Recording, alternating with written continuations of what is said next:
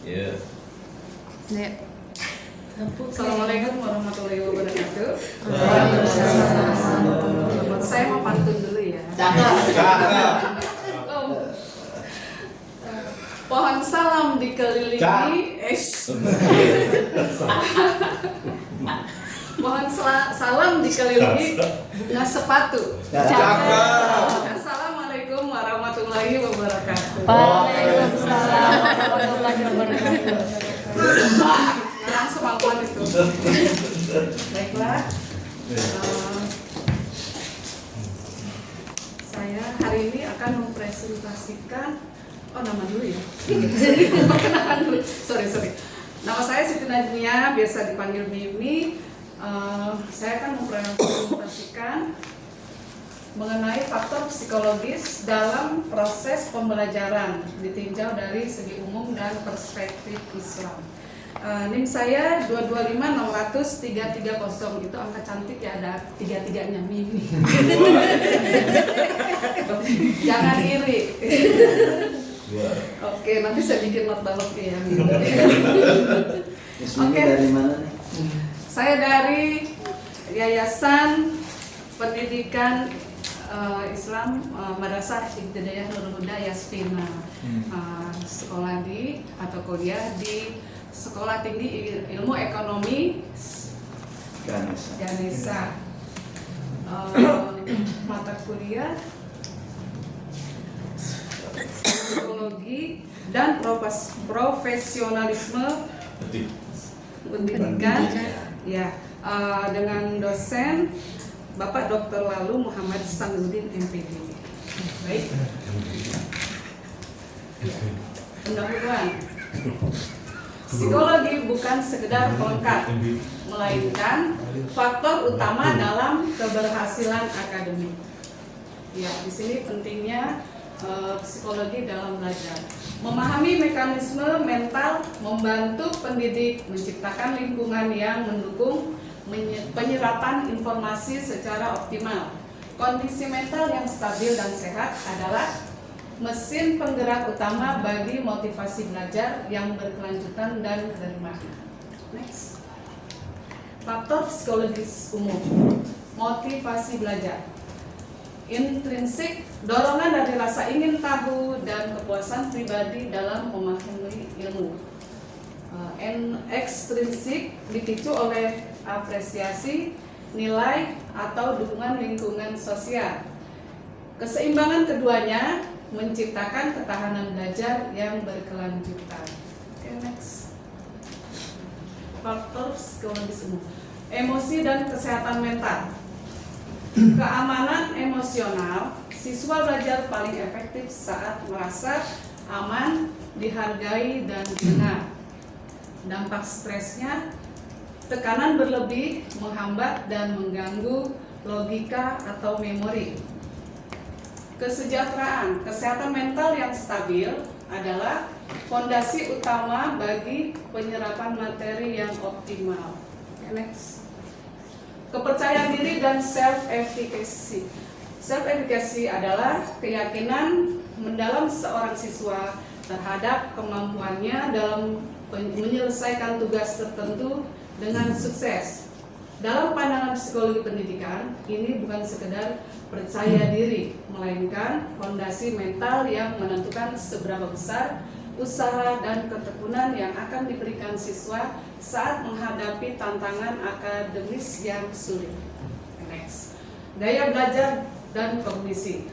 Setiap siswa memiliki cara unik dalam memproses informasi baru.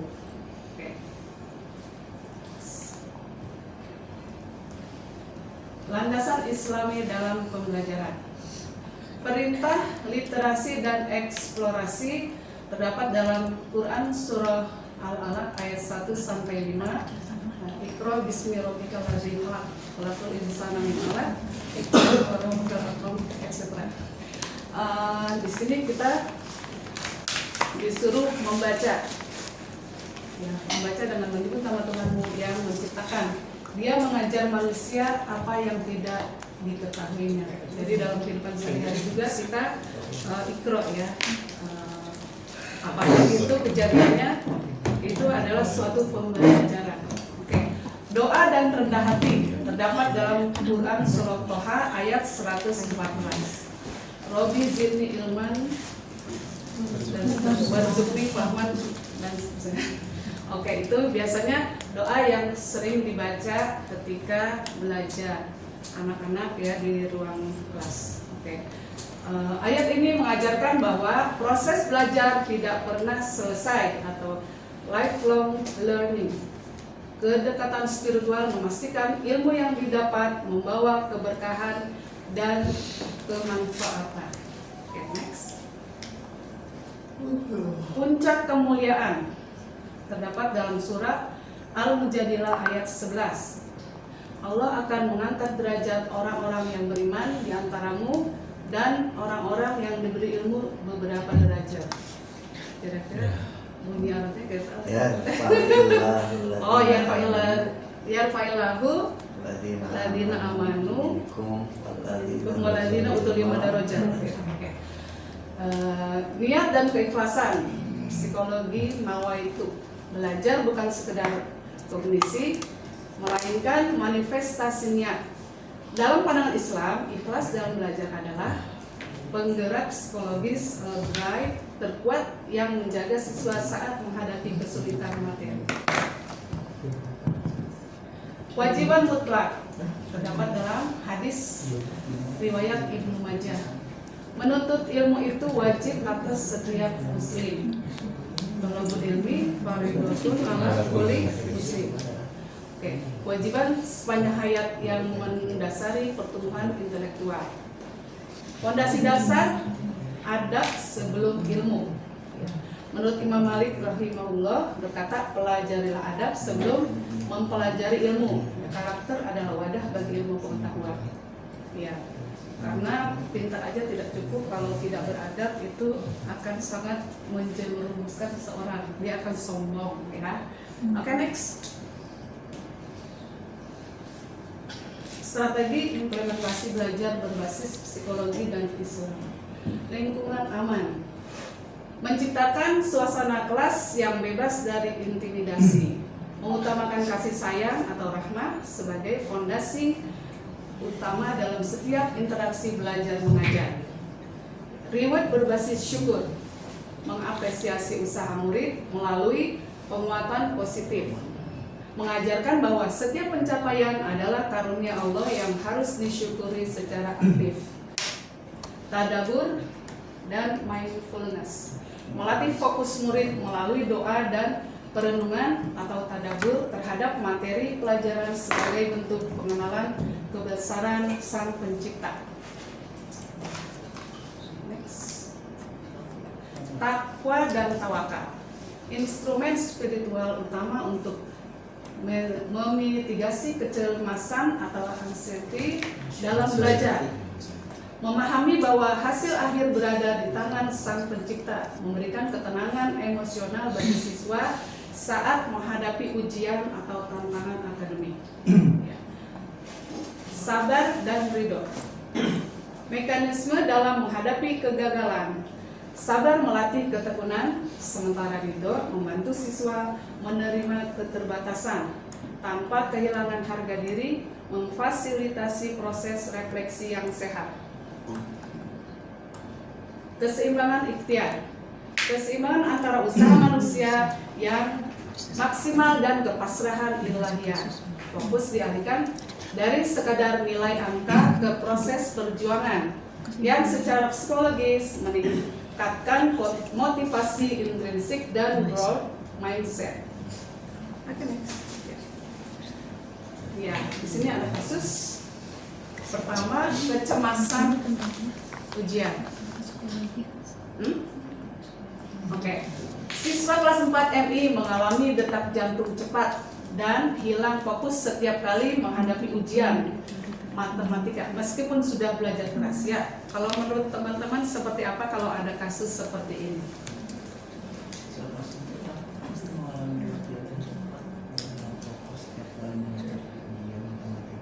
Manusiawi itu, Miss.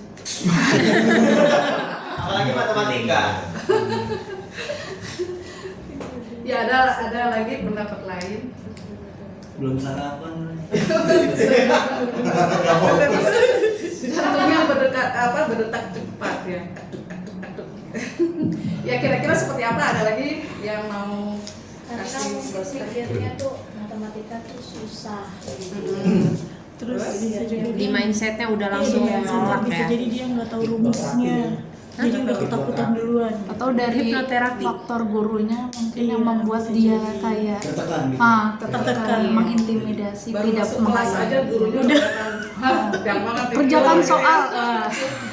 Emang identiknya begitu ya. Iya. Guru matematika itu kayaknya tegang, killer gitu ya. Apalagi tampangnya udah nggak ada senyum-senyumnya, masuk langsung serius gitu ya, udah deg-degan. Oke, ada lagi? Ya, kalau tidak ada, next kasus yang kedua. Ya, kasus yang kedua penurunan motivasi. Seorang siswa cerdas mulai sering melamun dan tidak mengerjakan tugas karena merasa belajar hanya beban nilai tanpa makna mendalam. Kalau seperti ini kira-kira seperti apa pendapat teman-teman? Mungkin suruh apa ya? Dikasih afeksi. Afirmasi. Enggak seperti yang Bu Mia kan diterapkan gimana coba? Ya, seperti apa Bu? Iya. Diterapkannya misalkan biasanya anak-anak itu tersentuh kalau diberikan afirmasi itu tentang orang tua. Oh gitu. Ya misalkan kamu bayangkan orang tua kamu kerja keras tapi kamu di sekolah seperti ini, bagaimana rasa kecewanya orang tua kayak gitu.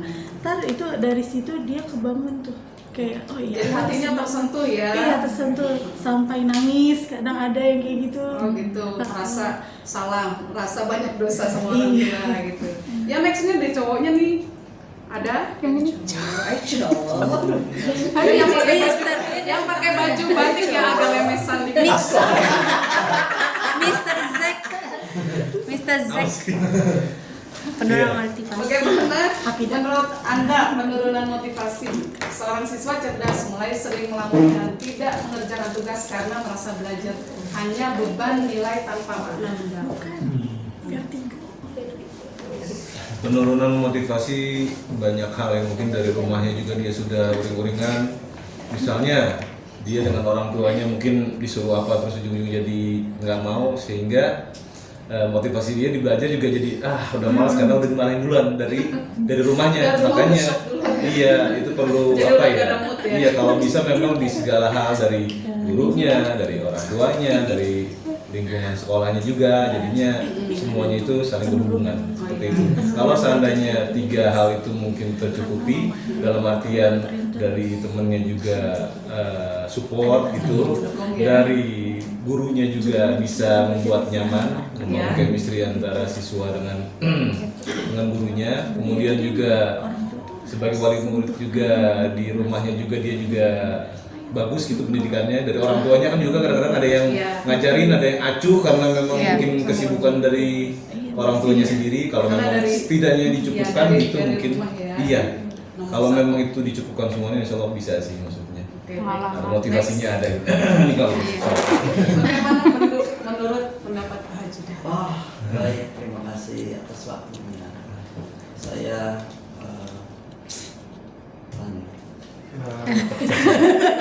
ada kata cerdas ya. Seorang siswa cerdas mulai sering melamun dan tidak mengerjakan tugas. Artinya ketika ada kata siswa cerdas, biasanya dia sudah memahami pelajaran yang disampaikan oleh gurunya. Kenapa dia sering melamun dan sepertinya nggak bermakna? Kita sebagai seorang guru seringkali tidak memberikan pemahaman terhadap ilmu yang kita ajarkan, goalsnya itu kemana gitu ya. Akhirnya ketika siswa sudah mulai memahami materi-materi tapi dia tidak tahu ini tujuan dia belajar ini mau kemana, akhirnya hambar gitu ya. Hambar, belum lagi gurunya juga tidak menyesuaikan kualitas dari muridnya. Harusnya dia juga menyesuaikan untuk yang mungkin belum sampai ke taraf cerdas, materinya apa yang dia harus sampaikan. Ketika siswa ini sudah cerdas, dia juga harus menambahkan gitu ya. Karena ada yang anak itu dengan 1 gelas itu cukup, ada yang harus 2 gelas, 3 gelas air ya kalau kita menambahkan. Galon. Nah, ketika dia kadarnya 3 gelas air, tapi yang diberikan itu hanya 1 gelas, maka nanti akhirnya dia merasa ada sesuatu yang kurang gitu. Jadi penting bagi kita seorang guru itu menjelaskan goals akhir apa nih. Misalnya kita belajar materi A, tujuannya apa sih? Saya juga dulu saat belajar baik dari ibtidaiyah, sanawiyah, aliyah, itu kadang hampa gitu ya. Ini saya belajar kemana sih? Belajar matematika yang ada akar-akar macam-macam. Tujuannya kemana gitu kan? Nggak jelas. Tapi kalau diajarkan, oh bosan nanti ketika kamu menghadapi misalnya membuat bangunan dengan penggunaan ini, penerapannya ke sini. Kita sering sebagai siswa itu tidak sampai ke sana. Akhirnya untuk menuju titik akhirnya itu hambar ya, nggak jelas gitu. Kemana ini urusannya? Sementara materi yang sudah disampaikan sebetulnya dia paham. Akhirnya hanya sekedar mengejar nilai, tapi tujuan akhir dari ilmu Penggunaannya bingung ya buat Memahami. Iya. matematika Kayak matematika gitu. Itu Padahal nanti kalau Tapi sudah kan bekerja pasti akan kepake. Misalnya mau mendesain pasti pakai skala. Iya. Pakai skala berapa sih? Skala Kenapa saya setiap malam begadang misalnya buat titik tuh supaya kalau beradu? Itu kan harus ada tujuannya. Jangan Saya dulu menyindir tugas saya. Saya dulu sering main ke rumah Miss Mimi ya. Kadang 1 jam dia lagi gini. Nah itu kalau tidak tahu tujuannya kemana, dia harus membuat titik, tidak boleh beradu itu. Akhirnya boring. Iya, itu tugas Tapi kalau tahu perencanaan. arahnya kemana, dosen menyuruh dia buat titik, jangan sampai ada buntutnya. Ya, iya betul. Betul ya? Iya. Nah, jangan Itu sampai. namanya tugas perencanaan dan perancangan. Ya, buat Iya. titik itu ditarik, tidak boleh melebar, tidak boleh ada ekornya gitu. Saya harus tek tek tek gitu. Itu Berarti bilang- benar ya, saya Iya cerita betul. ya. Itu dasar perencanaannya. Ya, artinya Bikin penting lingkaran kita. tidak boleh peang, harusnya bulan. Tidak boleh melehoy. Itu harus itu suka dukanya. Artinya Orang proses ya. teknik Kadang kita seorang guru atau pengajar hanya mengajarkan bagaimana proses itu bisa dijalani oleh siswa, tapi kita sering lupa menyampaikan ada Benar. proses, nanti ada goals Iya. yang kita harapkan dari Betul. pelajaran tersebut. Iya. Mungkin itu ya sekedar penambahan aja. Baik. Iya, titik tidak sekedar titik ya, mungkin melatih tangan. Nanti kalau pas saat merencanakan satu desain itu, misalkan terbiasa dengan tangan yang titik-titik, tidak boleh peang ya. Harus bagus, cakep, benar-benar itu. Jadi nanti secara freehand tarikan harus lurus, jangan napas. Tapi kalau sering napas sama hati. Tapi ini Miss, Ya. kadang kita juga menyayangkan ya apa yang Ya. dulu diajarkan oleh guru kita, dosen kita. Saat ada aplikasi IE udah nyaris nggak pernah pakai. Oh zaman dahulu ya Allah, kalau udah ada IE, ayo bikin lingkaran yang tidak, yang harus nyambung, bagus, sempurna. Wah udah itu saya pakai banget mungkin. Saya nggak capek-capek begadang tiap malam. Oke, next ya, kasus yang ketiga, perfeksionisme berlebih. Ya. Tekanan untuk selalu menjadi yang terbaik seringkali memicu kecemasan akademik pada siswa usia dasar. Kira-kira seperti apa? Saya coba Iya, Ibu Iman. saya coba menjawab. Ibu Iman. Oh ya, Oh, Ibu Iman sekarang. Jadi Bu Ima sekarang.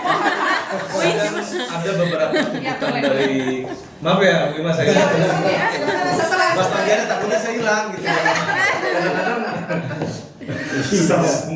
jadi kadang-kadang wali murid itu kan punya anak, kadang-kadang ekspektasi dengan anaknya itu berlebih. Anak saya harus menjadi ini gitu kan. Padahal dari anaknya sendiri mungkin kan nggak semua buah juga jatuh dari pohonnya, maksudnya dekat Oke, dari pohonnya. Jadi iya. kan ada yang asem, ada yang ini mungkin Kalau salah pinggir satunya. kali juga kan jawab. Iya jawab, kamu ngelilingin jawab tadi kayaknya. Iya, jadi kembali hilang tuh.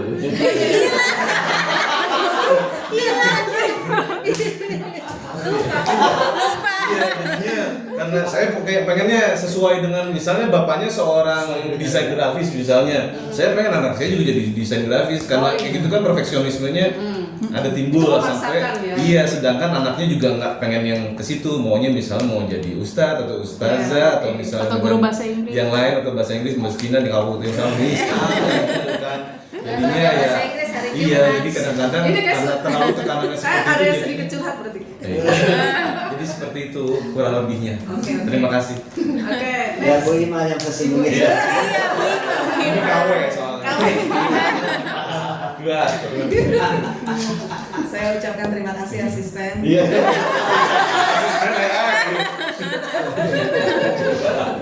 Baik, tekanan untuk selalu menjadi yang terbaik seringkali memicu kecemasan akademik pada siswa usia dasar. Ini memang kasus seperti ini seringkali kita dapatkan di sekolah saya pribadi ya, yang sekarang di Bekasi ini. Jadi ada kasusnya tuh anak-anak yang seringkali terlihat murung, padahal ini masih berhubungan dengan kasus yang tadi ya. Seringkali terlihat murung, padahal anak ini termasuk anak yang periang, cerdas. Ternyata setelah digali informasi, bahkan pendekatan dengan guru BK, dia jujur, tercetuslah dari mulutnya bahwa dia itu merasa apa dari tuntutan apa yang tadi Mas Yafi bilang, tuntutan dari orang tuanya yang seringkali membandingkan antara dia dengan temannya, atau seringkali juga ada kasus demi untuk citra orang tuanya baik karena si orang tua yang satunya ini seringkali upload di sosmed anaknya ini, alhamdulillah si kakak dapat juara ini gitu. Jadi ada yang kayak ya, gitu sih. jadi anaknya yang ditekan oleh orang tuanya, kenapa kamu nggak bisa seperti ini? Jadi mama kan nggak bisa posting-posting. Ambisi. Jadi dibanding-bandingkan ya. Les ojo dibanding-bandingkan. Iya memang yang harus diedukasi dan harus sekolah lagi sebenarnya bukan anaknya, jadinya harus Orang tuanya harus dikasih masukan juga ya. Nah, karena pada dasarnya memang cerdas itu anak-anak tidak ada yang bodoh ya. Mereka itu anak-anak cerdas tapi dalam bidang masing-masing. Ada anak yang cerdasnya dalam bidang hafalan tapi dia sangat lemah dalam berhitung. Ada anak yang berhitungnya sangat cerdas tapi di giliran suruh baca Quran tajwidnya kemudian maksudnya nyampe-nyampe gitu. Ada juga yang bagusnya hanya dalam bidang olahraga maupun seni gitu. Jarang sekali kita menemukan bahwa anak-anak itu multitalentan. Banyak sekali yang dia geluti gitu. Sangat jarang anak yang seperti itu. Tapi memang ada kondisinya dalam setiap angkatan. Saya seringkali menemukan yang seperti itu. Jadi kalau menemukan kasus seperti ini, Miss, yang pertama adalah orang tua menitipkan ke sekolah itu kan kita guru sebagai orang tua yang kedua ya.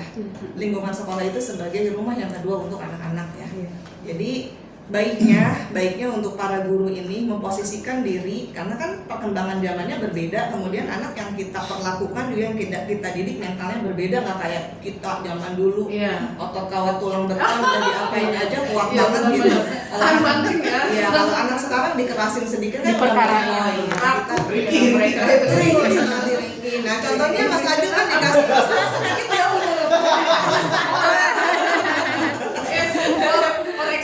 ya, jadi harus pintar-pintar guru untuk yang pertama menjalin komunikasi dengan orang tua, menjelaskan ke orang tua. Malah saya seringkali menjadwalkan untuk home visit kalau ada kasus-kasus seperti ini. Kita gali informasinya dari letak sosial sama keluarganya seperti apa sih kok terjadi seperti ini. Nah nanti kalau misalnya sudah ketemu akar permasalahannya, biasanya fungsinya dari guru BK di kami bukan hanya ke anaknya tapi ke orang tuanya juga gitu. Karena capaian anak-anak ini pastinya harus ada kerjasama antara guru dan keluarga. Nggak bisa menitik beratkan ke salah satu pihak aja. Banyak kan orang tua kan memang saya sudah bayar mahal, udah berarti harus dididik, harus tercapai nih target saya gitu kan, kebanyakan seperti itu ya. Padahal itu tidak bisa, harus kerjasama antara keduanya. Ya memang dengan program seperti ini emang lebih repot. Jadi 683 anak kalau ada hal-hal yang bermasalah kayak gini, guru BK-nya yang kerepotan gitu. Karena kita bukan hanya ke anak doang, ternyata Bu, saya butuh juga ngobrol dengan orang tuanya, menggali informasi. Kita butuh juga membuka pola pikir orang tuanya agar terbuka nih, anak nggak bisa dipaksakan seperti ini gitu. Jadi kalau ada komunikasi yang baik, insya Allah sih ini nggak bakal terlena ya, nggak bakal keterlanjuran terjadi. Karena khawatirnya malah jadi depresi yang akut kalau ini dibiarkan. Itu mungkin ya, makasih banyak. Nambahin Miss. Ada kejadian bentar ya. Iya. Itu orang tuanya udah dikasih masukan kayak gitu, tapi karena dia dulunya juga terlalu perfeksionis ya, jadi kebawa sama anaknya. Kalau misalnya anaknya harusnya 100, dapat 90 dia nangis kayak gitu. Nah ternyata itu kebentuk dari orang tuanya. Jadi susah dikomunikasiin karena orang tuanya juga begitu. Itu gimana tuh Bu? Itu juga pernah terjadi juga kayak gitu. Ada anak yang memang ingin terlihat baik ya di mata guru. Pokoknya saya harus image saya itu harus anak yang baik, nggak pernah membangkang, nilai saya selalu bagus gitu. Jadi ketika ada temannya yang nilainya bagus itu dia ngambek, baper begitu. Baper gitu. Nangis lama. Memang kita ngebujuknya agak sulit ya. Kita ngebujuknya sulit banget. Kita ngebujuknya sulit, kemudian harus mencoba untuk membuka. Kalau itu terjadi di kelas atas ya kita enak untuk duduk bareng komunikasi dengan Bu Firda. Tapi kalau itu terjadi di kelas bawah ya lagi-lagi komunikasi harus dijalin juga dengan orang tuanya. Kalau bahkan harus didudukin bareng bahwa rentang nilai antara 80 sampai dengan 100 ini tuh sudah kategori baik gitu. Jadi kakak jangan sedih gitu. Itu sering terjadi juga Bu di sekolah saya kayak gitu. Cuma beda 1 angka aja Iya, gitu ya. Udah 97 dulu bagus banget gitu ya. Dengan kita ya nggak berhenti untuk menjalin komunikasi. Pokoknya apapun permasalahannya, mau rumah tangga mau apapun, komunikasi. Nah, isi bagian konsultasi dengan Bu Ima.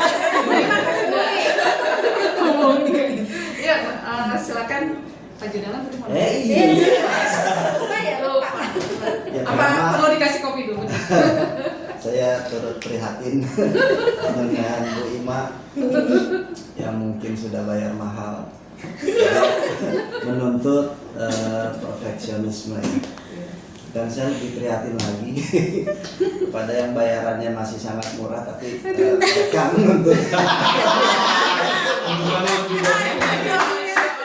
Jadi Bu Ima sabar, Bu Ima belum Siapa ya itu?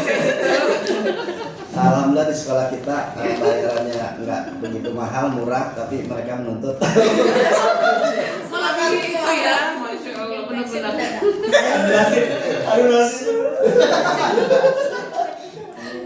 Itu aja sih yang bisa. Gimana? Ada? Yang kerasa di sini Bu. Sakitnya tuh di sini. Ya, Bunia pernah makan? Dulunya nggak pernah kan next. Kesimpulan, sinergi psikologi dan Islam, integrasi antara prinsip psikologi modern dan nilai-nilai Islam menciptakan sistem pembelajaran yang benar-benar memanusiakan manusia, menghargai martabat dan potensi fitrah setiap individu. Keseimbangan 3 pilar, IQ, EQ, dan SQ. Terapkan pendekatan yang berbasis empati dan kasih sayang atau rahmat. Pahami kondisi psikologis peserta didik sebagai langkah awal untuk membuka pintu hidayah dan ilmu pengetahuan. Welcome to Emil. Kamu di jungle. Oh iya. Nah, itu bikinnya susah, harus kita bahas itu. Miss class. Kok bisa gitu, Miss? Bisa dong. Saya kan ada jurus yang Ini. swing. Iya. Oke, next.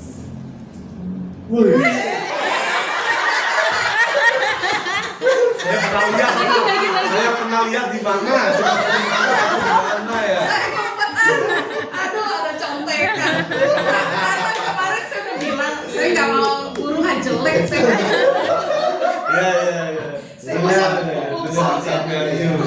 Oke, thank you so much. Ya, barang siapa yang menempuh jalan untuk mencari ilmu, maka Allah akan memudahkan jalannya menuju surga. Intinya apa? Arabnya. Harapnya. Enggak, jangan nanya dulu. Oke, mau pantun lagi nggak? Boleh. Pantunnya apa ya? Waalaikumsalam. Habis apa juga? Aduh. Ya, si Yaya mengambil keripik. Berbicara di pinggir kolam. Wabillahi taufiq. Tuh.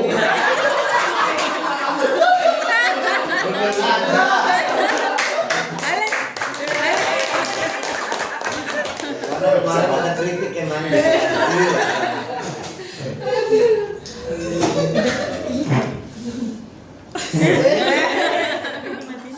Udah mulai.